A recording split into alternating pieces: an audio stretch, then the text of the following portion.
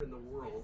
And the cool thing, the timbers that are the structure were from 1980 eruption of Mount St. Helens. They harvested some of that down timber and made it into the Tacoma Dome. So now it's an event center. They have football playoffs and things like that. So the Tacoma Dome on the left. There's actually a timber dome in Michigan that seats more, but this one's bigger by volume. So I know it's splitting hairs.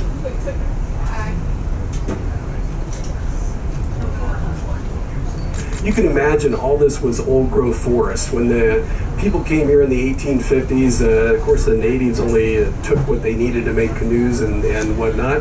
But when the Europeans came in here, they started just wanting to harvest it all and ship it to other areas that were in need of timber, because this was full of Douglas firs, 200 to 300 feet high, this whole area, everywhere we're going. But we will not go through any old growth forest. Everything's been harvested in the West, and the only time you're going to see old growth forest is if you're in a national park or state park protected areas.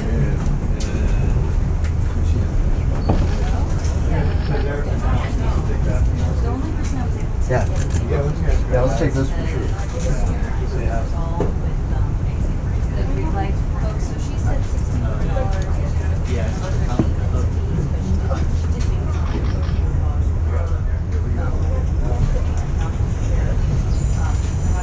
And here we're just turning into downtown now. The first building on the left is the Washington State History Museum. It was built in the 1980s to mimic the Union Depot, which is directly west of it. The Union Depot is now a U.S. District Court, and the main lobby you can rent for events, weddings, and things like that. The Museum of Glass is on the right side, kind of that upside-down conical building. And then the walkway goes over. It's full of that Dale Chihuly glass.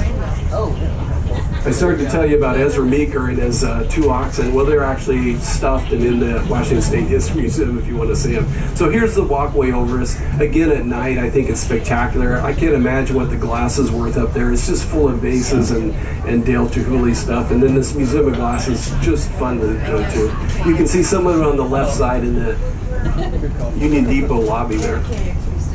This is a huge University of Washington sub-campus over here. They took over a couple blocks downtown that were kind of run down starting in the, I think, 2000s or so, and then had restored it. It's now a big campus and absolutely a great addition to downtown Tacoma.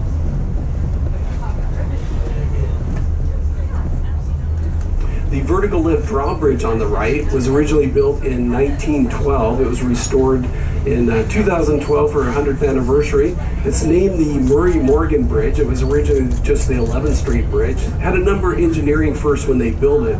But Murray Morgan is a famous author from the area. He wrote Skid Row in Seattle. If you think of Seattle history, you think of Skid Row, you think of somebody in economic despair, but it's just had to do with skidding logs down to the sawmill. But he worked here nights as a bridge tender, so he had plenty of time to write. He also wrote South Sound book, great history. These were written in the 1950s and 60s. But Murray Morgan Bridge, I just think it's absolutely beautiful. Now this is the old working waterfront in Tacoma. So when the railroad came in 1874, this was full of docks, buildings like this on the right, the huge buildings, because everything had to be loaded by hand, on and off ships, right? Lots of people working down here. So you had fish processing plants, shingle mills, sawmills, anything to do with exporting the products from here and importing the products. So there's two of them left. Those are one-piece beams across the top from Douglas firs. They're gorgeous. This one, the second one, is now the Maritime Museum, named for Tia Foss. If any of you heard of Foss Tugboats, one of the largest tug companies in the world, started right over here by a couple, Tia and her husband, in the 1880s. He went off to do some carpentry work after they immigrated here, and she stayed, bought an old rowboat, painted it, sold it, did that multiple times. The end of the month, she had made more money than her husband doing the carpentry work, so they started doing that, and eventually evolved into Foss Tugs, which are not based here anymore, but started by a woman in the 1880s. It's one of our grain terminals. There's another one downtown Seattle. If you look at statistics of the ports here, they combine Seattle and Tacoma, even though they're two different cities. So this is the 7th biggest container port in the U.S., but it's the combination of Seattle and Tacoma. Here's one of the grain terminals. So there's still a lot of grain exporting going on, mostly to Asia.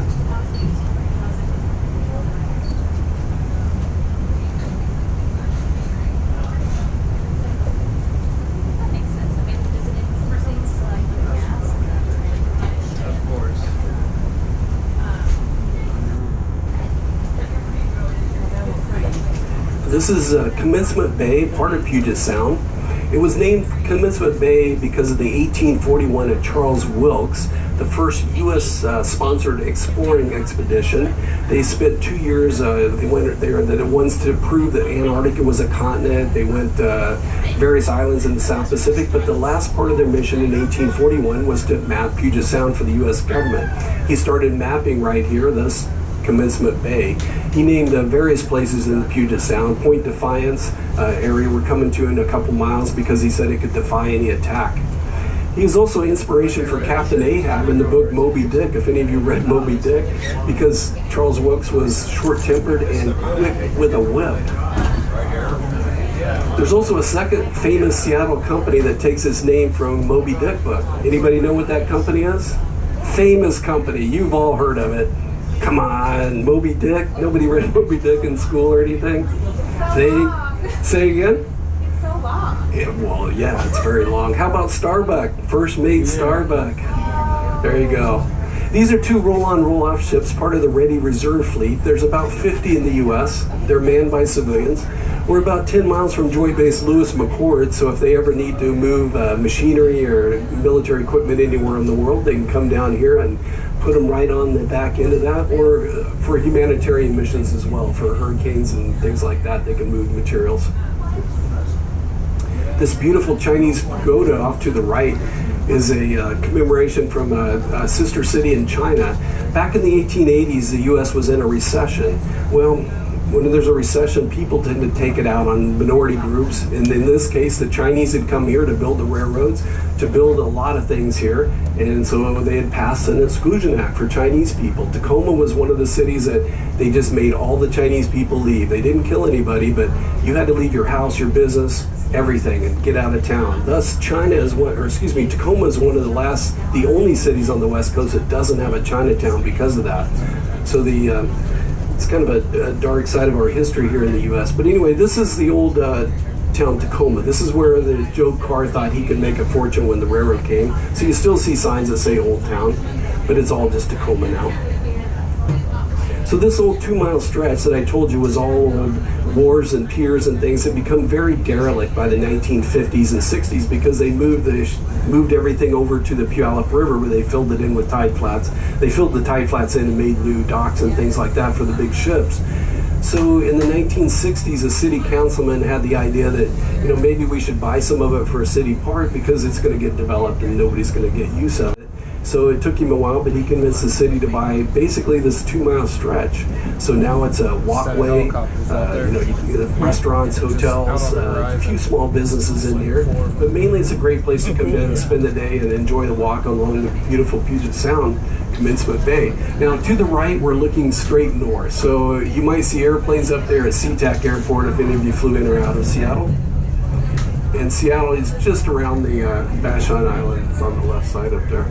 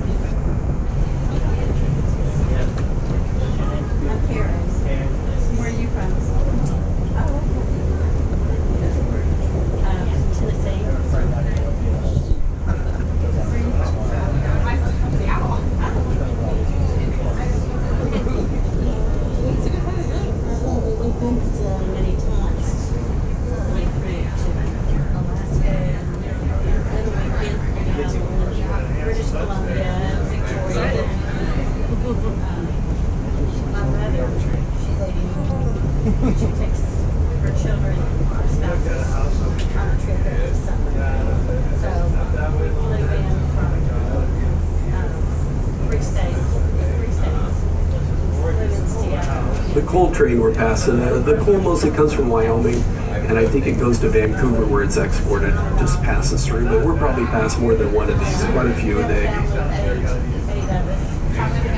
So Puget Sound was first discovered by the non-natives from the voyage of Charles George Vancouver in 1792, sailing for England. He came into the Strait of Juan de Fuca, came to about in this area and sent out his 24-year-old Lieutenant Peter Puget to map the south part of the Puget Sound for George Vancouver. Thus, a lot of the names came from that voyage, including Peter Puget Sound. It was originally with an S, Puget Sound, and it was only the south part of the sound, Tacoma and south, but eventually over the years it became all the way from the Strait of Juan de Fuca south, so the whole U.S. side became Puget Sound.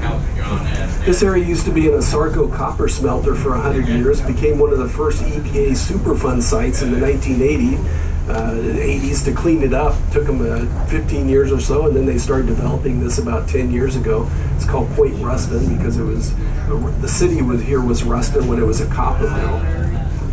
It's beautiful, but it blocks our view a little bit. But they're building a lot. They're redeveloping this whole area, of course, you can see.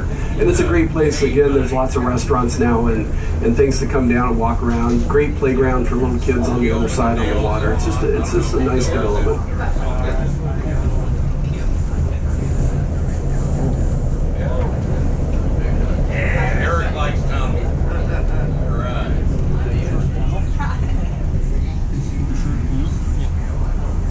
This is the longest tunnel we're going to go through between Seattle and Portland. It's almost a mile long, named the Nelson Bennett Tunnel. Nelson Bennett was a famous engineer. He made money in oil work in Pennsylvania and moving mining equipment in Utah and Montana, and built the Stampede Pass Tunnel in the 1880s, a 2-mile long tunnel. Retired here, was actually superintendent of the Point Defiance Zoo, which is right above us.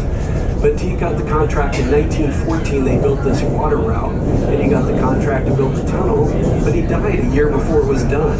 But his wife, Lottie Wells Bennett, took over the project, finished it on time and under budget.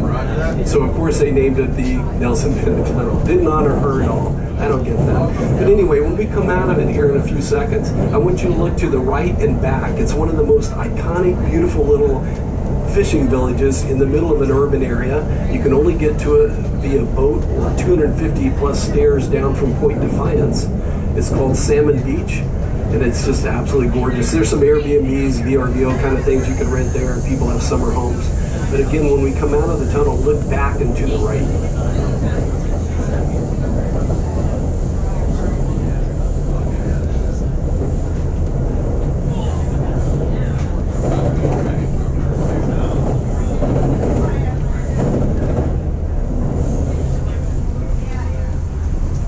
There it is. Isn't that a beautiful village? Right here in the urban area, you got that peace and tranquility right there. I just think it's gorgeous. So we're actually on the south part of Puget Sound now. It's called the Tacoma Narrows. You can see it's fairly narrow. It's a mile across or so. It's also shallow. It's about 140 feet deep, whereas Puget Sound averages about 450 feet deep.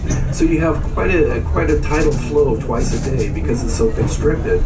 And you get up to 8-knot current underneath these bridges. Now this is the Tacoma Narrows bridges. Some of you might have heard of Galloping Gertie back in 1940. They built a bridge. It was done in the summer. By November, it was on the bottom where it still sits today. It was very poorly designed, even though they knew how to build suspension bridges. It was lowest bidder. They enclosed it. When the storms came in the fall, the high winds, it started undulating. And if you look back, if you Google Galloping Gertie, you can see YouTubes about it. But the whole bridge is just moving around. It's just awesome to see. No deaths, maybe a dog in one of the cars, but it fell down. And then for about 10 years, there was no bridge because World War II was going on. They didn't have the materials to build it. Now there's the second bridge they built in 07. So 1950 and 07 was the two bridges now. But I think it's one of the most beautiful views. We're going to go right under the approach to it here in just a half mile or so. And you look back on it, it's absolutely gorgeous. The old bridge is now a marine sanctuary at the bottom. It's home to a really cool creature called the Pacific giant octopus. These things are 200 to 300 pounds, 20 to 30 foot tentacle to tentacle. They just love it there, and it's got to be, I assume, because I'm not a marine expert by any means, but the tide is washing a lot of food sources through, so it eats it. But they're very docile. The people that were working on the new bridges said that these things could take their tools and move them and just mess around with them, but they didn't try to hurt the divers or anything. But divers still go down and see them at the base. So the old bridge is just underneath the north bridge where they built the second bridge to replace it.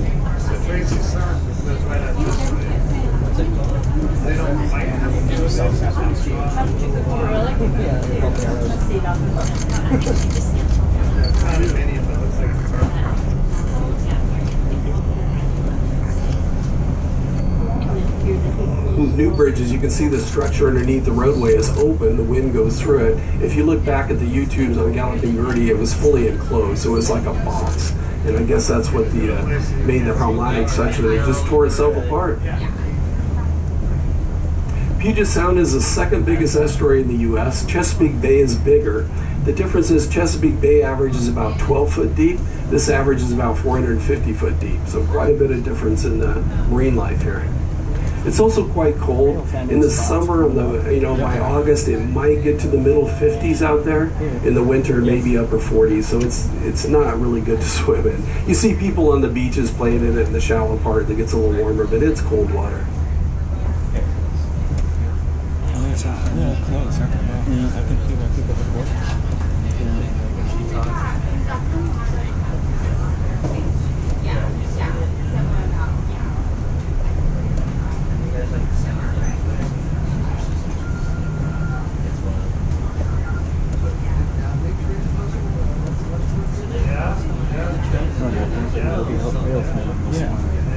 There's a few unique creatures. I told you about the octopus. Anybody seen this at Pike Place Market? It's called a Gooey Duck, G-E-O-D-U-C-K, so a Gooey Duck. It's the largest bivalve in the world. They are actually commercially grown now and mostly exported to Asia. They pay good money for these. They're quite large. They average about 2.5 pounds, but they can get bigger than that. They live up to 100 plus years, and they can tell by the shell. They're subtidal. They want to live under the water all the time. They don't want to be out with like the smaller razor clams and things that you can dig. This is, I just enjoy it. They commercially grow them on the other side of the sound, so you can see them. But yeah, the Pike Place Market, you can buy them. It's a clam. It's called a Gooey Duck, G-E-O-D-U-C-K, Gooey Duck. I just like them. The Sound is also home to, we have resident orcas who have been gone, who just came back. They called resident orcas, but they do travel for food source. And of course, one of their big food sources is the salmon. And the salmon runs are not what they used to be either. They're a lot of the streams are now not allowing them to go back and spawn, and it kind of messes up their life cycle. So they're working to restore salmon.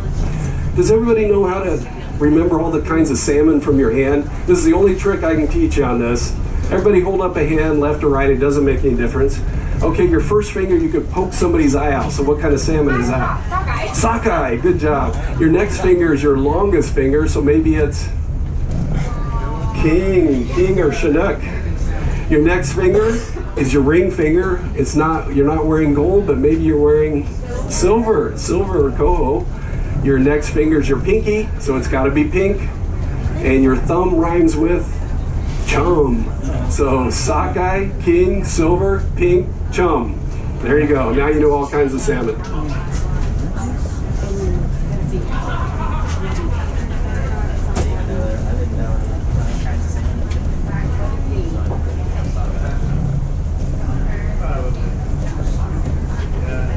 you know the Made in Washington stores?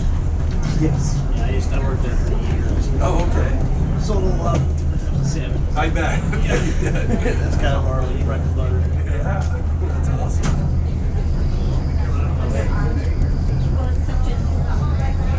Now, what is these? I don't know, because I don't work in Amtrak. It looks like a discount card maybe or something. You have to ask one of the Amtrak. I'm sorry, the whole deal with the Park Service. I don't want to speak for Amtrak because I'll probably be wrong. Is that you work for the Park Service? I volunteer for the Park Service. Very cool. I've seen you here a couple months. Well, I thought maybe I recognize you. I see somebody you right there a lot. Once a week. Oh, funny. That's a lot. Once a week is a lot. Yeah, not every week, but Yeah. That's about what I do on this. They used to live. I wish they still did. I always enjoy you. Well, thank you.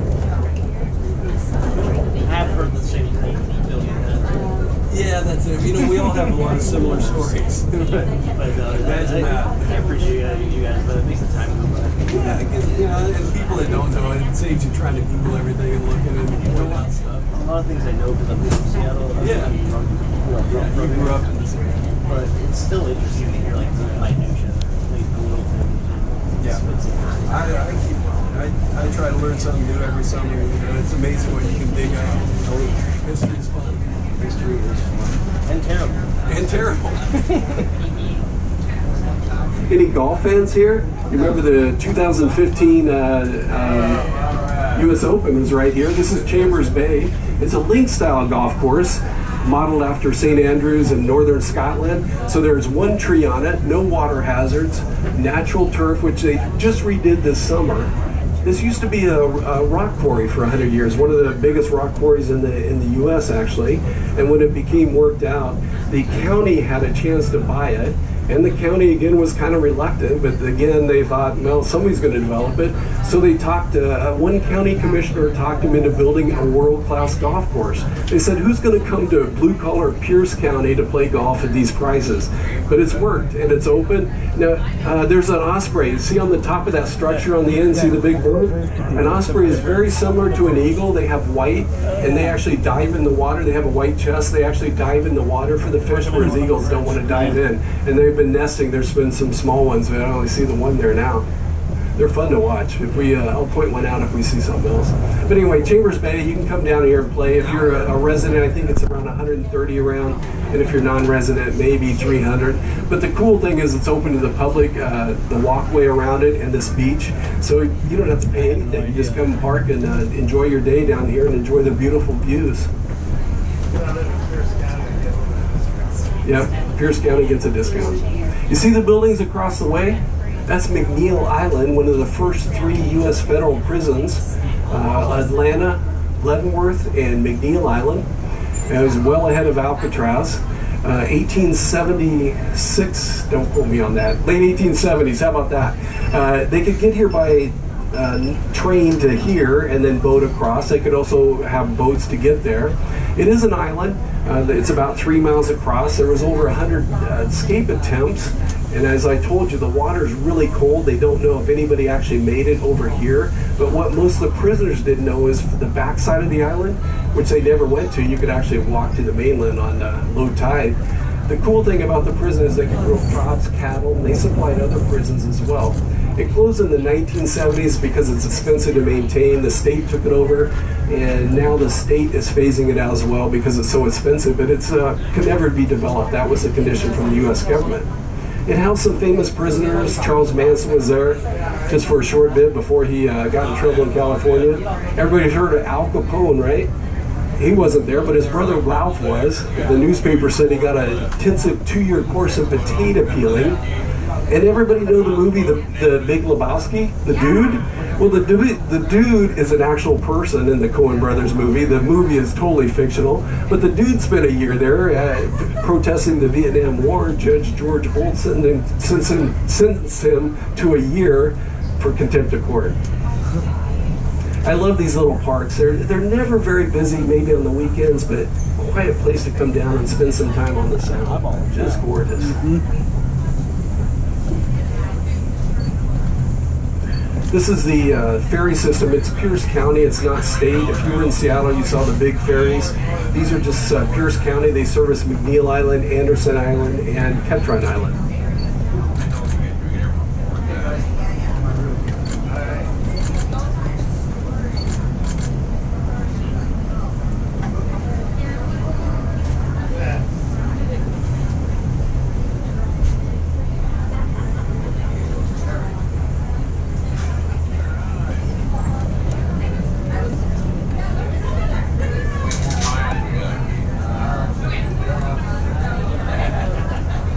Ferry named Steilacoom.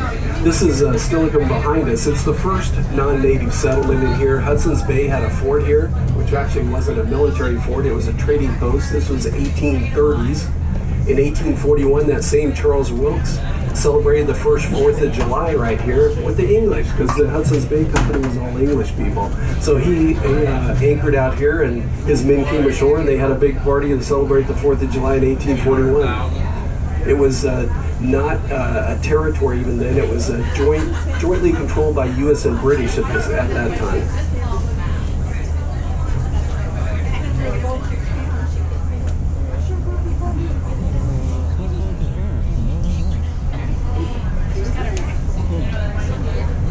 The island out to the right is Ketchum Island.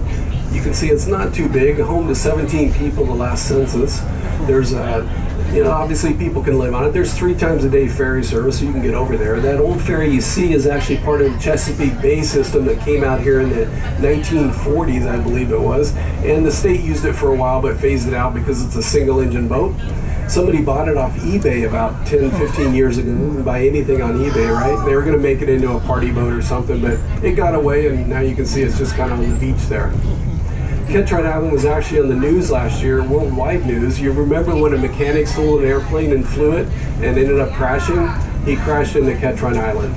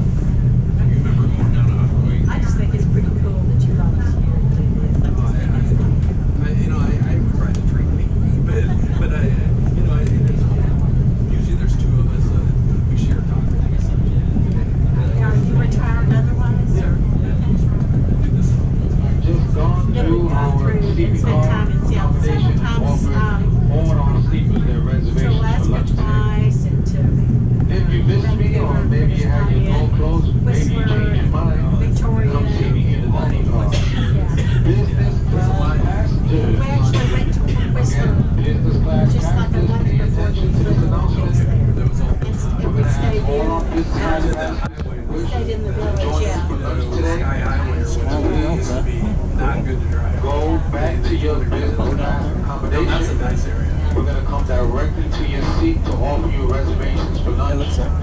Coach passengers, please wait for further announcements. Thank you so much. Again, business class passengers, if you are not at your seat, we're going to give you about 5 minutes.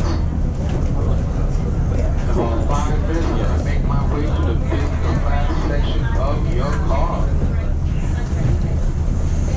I want you those reservations at your seat, only. Coach passengers.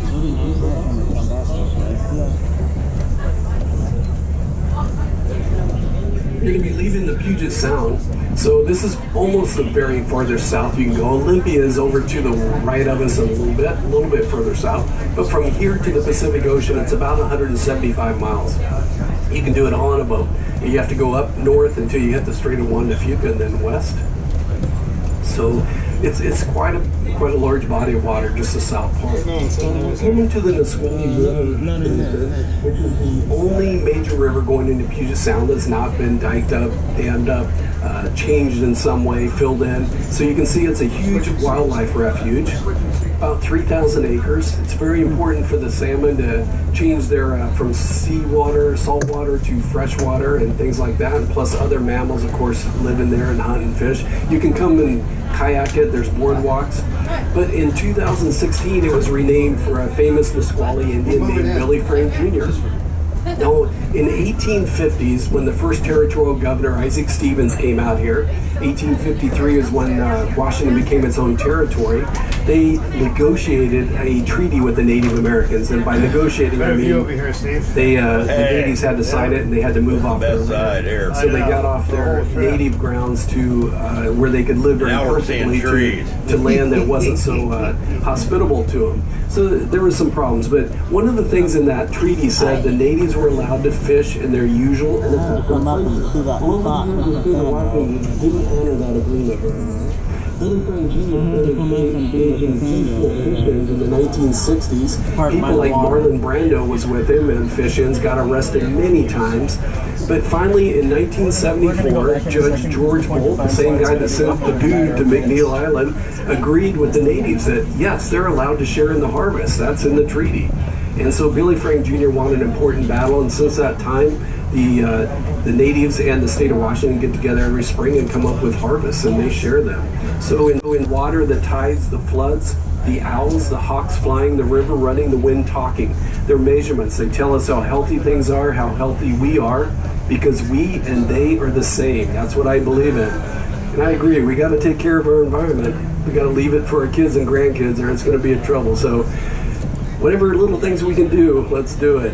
And I think getting rid of plastic straws, single-use plastics is a good step. We can all adapt.